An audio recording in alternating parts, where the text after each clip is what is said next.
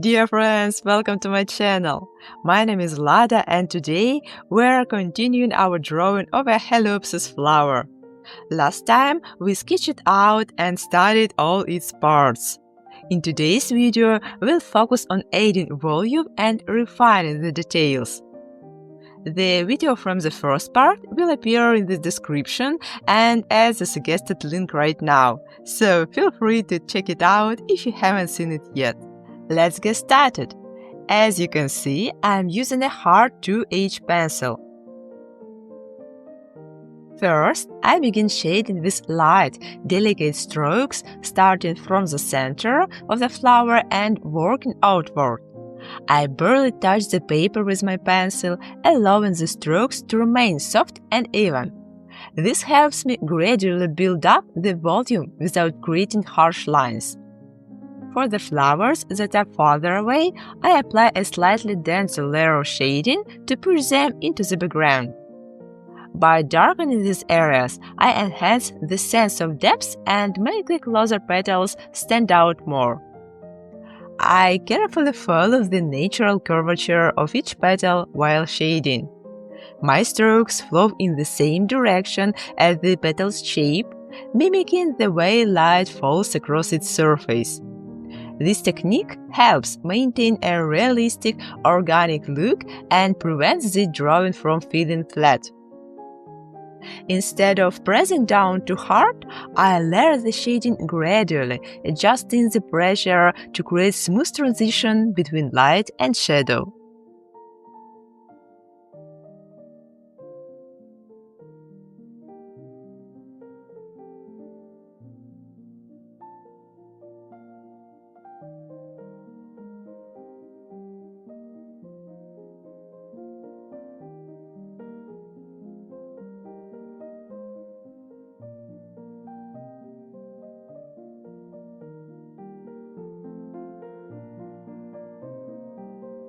Alright, the first level of shading is done.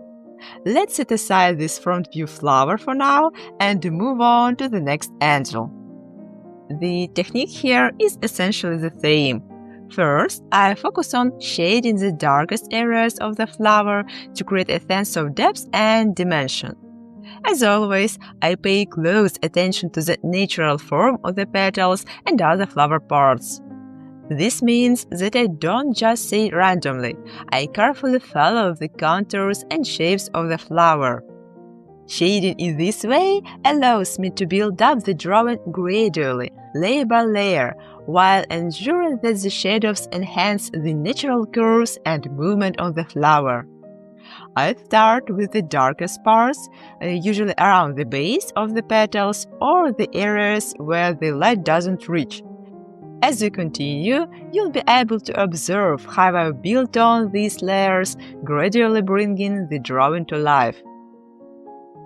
Now, I'm returning to the first angle of the flower to start drawing the center. As we learned in the first video, this isn't just a simple center. It's actually a group of tiny tubular flowers gathered into an inflorescence. As I mentioned earlier, this is characteristic of flowers like daisies, asters, sunflowers, and other members of the Asteraceae family.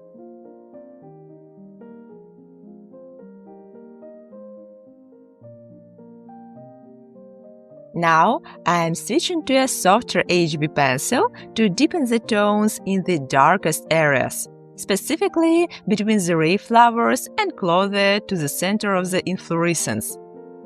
I apply the same approach to the other angles as well.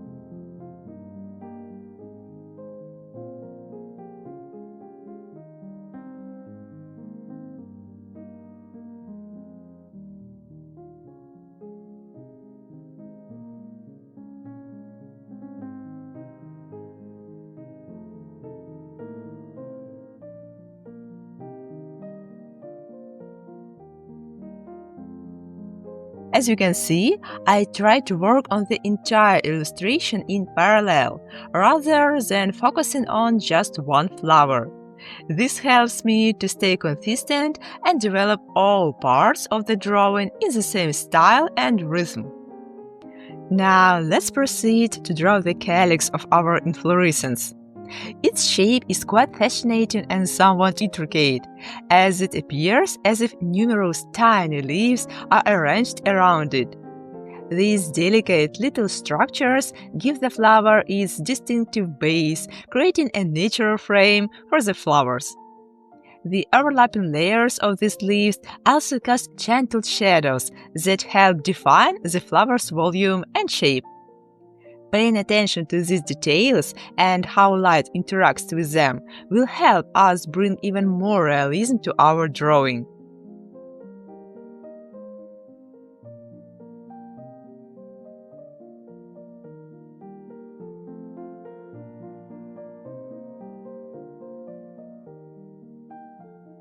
Now for the final stage of shading. At this point, I switch back to a hard pencil, specifically the 2H pencil, to ensure the strokes stay light and delicate. I begin shading from the outer edges of the ray flowers and work my way towards the center, using only the lightest pressure on the pencil. This helps keep the strokes soft and even, giving a smooth, airy quality to the shading.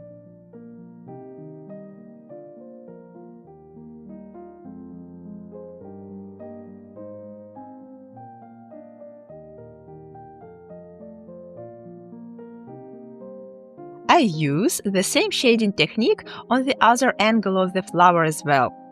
This helps keep the shading consistent across the whole drawing. Working on all parts of the illustration at the same time makes sure that the volume, depth, and details all match well. This approach also keeps the texture and tone the same, giving the drawing a unified and balanced feel.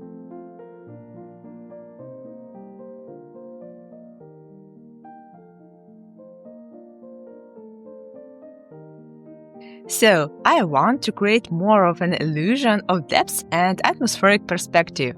To do this, I take a kneaded eraser and lighten this distant part of the inflorescence. I focus on softening the shading in those areas, making them appear further away. Then, I go back to the closer parts and darken them even more with the pencil. This contrast between light and dark creates a sense of depth and helps to bring the foreground into sharper focus. By using this technique, the drawing becomes more three-dimensional with a clear sense of space and volume.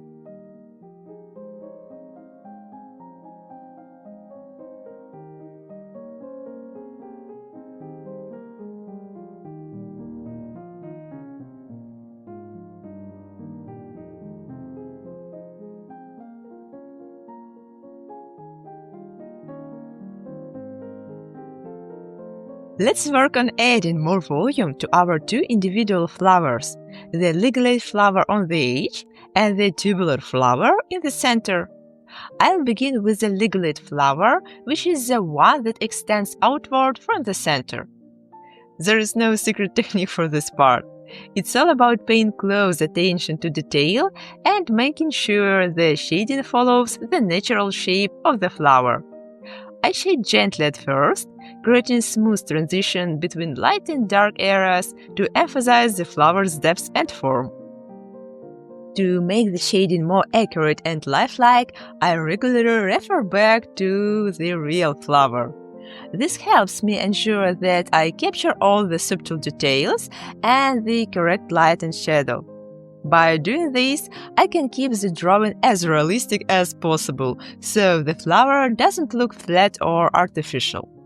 It's important to focus on the natural curves and angles of the petals, so the flower appears three-dimensional and full of life.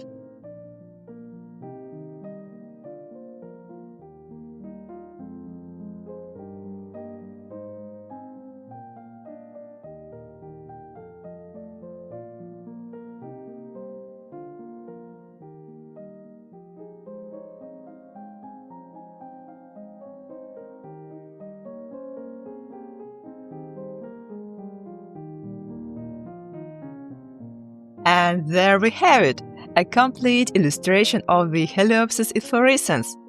As you've probably noticed, I really enjoy not just copying, but thoughtfully observing plants and trying to capture them as accurately as possible on paper. I truly hope you enjoyed drawing along with me. If you did, don't forget to like this video and subscribe to my channel. We have so many much discoveries and drawings ahead. Thank you all so much, and I'll see you in the next videos.